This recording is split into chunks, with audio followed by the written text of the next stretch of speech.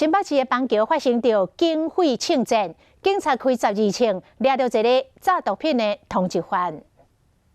下站！下站！下站！下站！警方大动作对车辆连开12枪，要逮捕车内王姓嫌犯。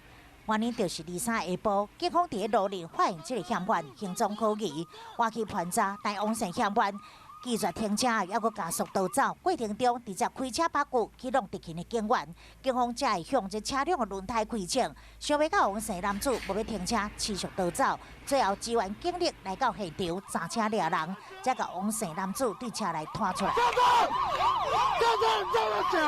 经过调查，原来是毒品通缉犯，还佫伫车顶敲出的安慰他命甲海洛因。本身遭到通缉可能是要入监执行了，所以他才害怕说身上有带有毒品，被我们远警拦查。这事件总共造成3名警员受伤，送往阿东病院治疗，好在再拢无生命危险。警方嘛依照妨害公务、公共危险、毒品条例、毁损罪嫌等等，将伊移送新北地检署。针对损害警车，嘛会向伊要求赔偿。